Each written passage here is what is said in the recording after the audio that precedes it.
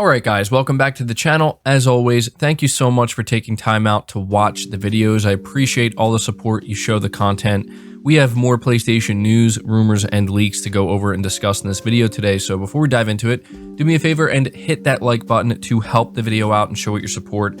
And if you are new here to the channel, make sure you hit that subscribe button as well. Now, the first topic we're going over here is not something we're going to spend too much time on, but I still thought it was worth showing everybody and letting everybody know about.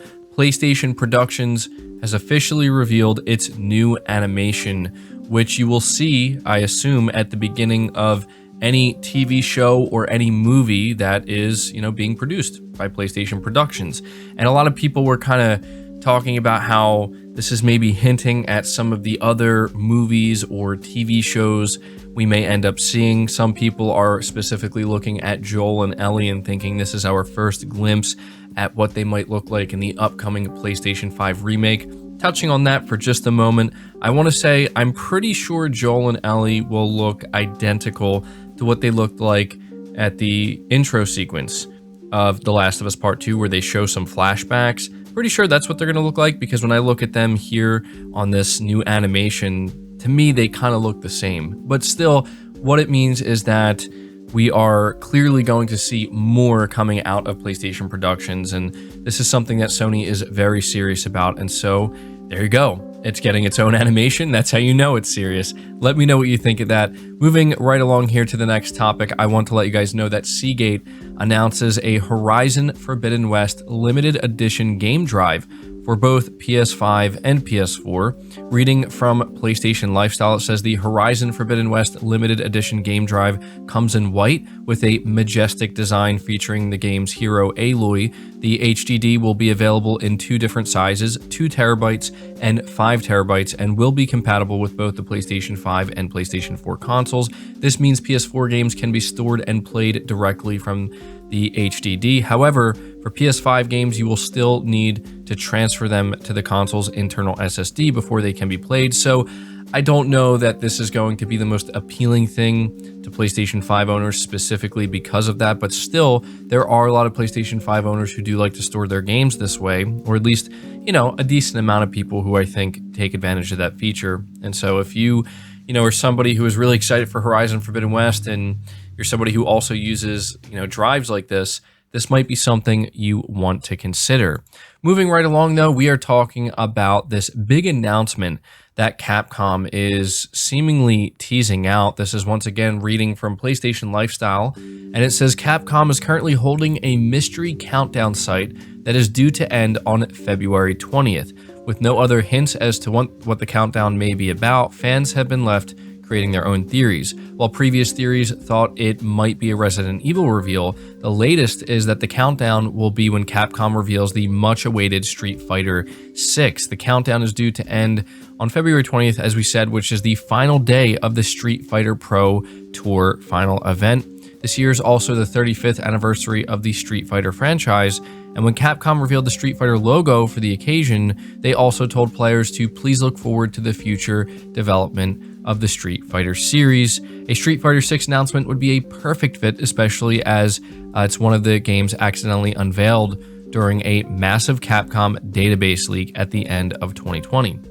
Now, a lot of people are also wanting to believe that this is for Resident Evil 4 Remake. I'm going to be honest, I don't believe that this is for Resident Evil 4 Remake. I could be wrong, and I'd totally be okay if I was wrong, because I'm super excited for that. But something just tells me that this isn't how they're going to reveal it.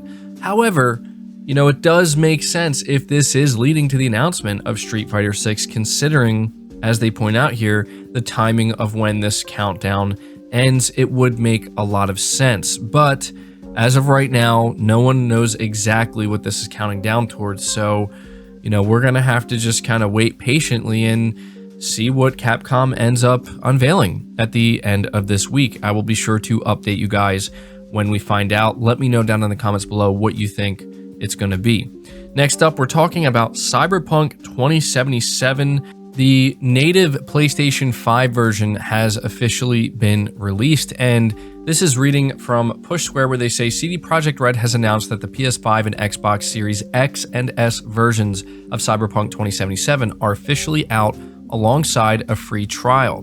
Cyberpunk 2077 on PS5 and Xbox Series is available as a free upgrade if you've already purchased the PS4 and Xbox One version, or can be purchased separately if this is your first time stepping into Night City. In addition, a free trial will offer 5 hours of Cyberpunk 2077 on PS5 and Xbox Series consoles, and all progress will transfer to the full version of the game. As we previously reported in our PS5 gameplay story, the new generation version of Cyberpunk 2077 will boast a number of improvements.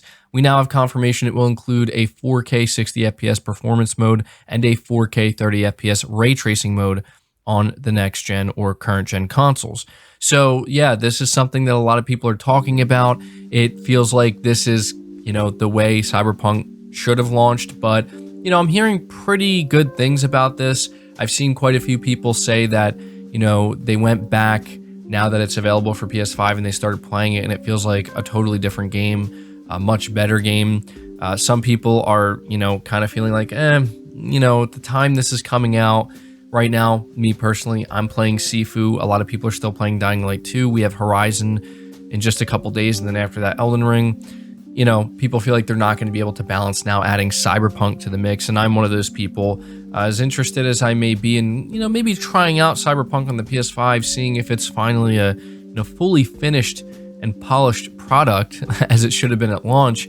Unfortunately, I can't do that right now. There's just too many other things I have to play. But something really interesting about Cyberpunk 2077 is that apparently on the PlayStation 5, it is 44 gigabytes smaller than the PS4 version. So this is again reading from PlayStation Universe, where they say Cyberpunk 2077 developer CD Projekt Red surprised everyone by dropping the PS5 upgrade for the game.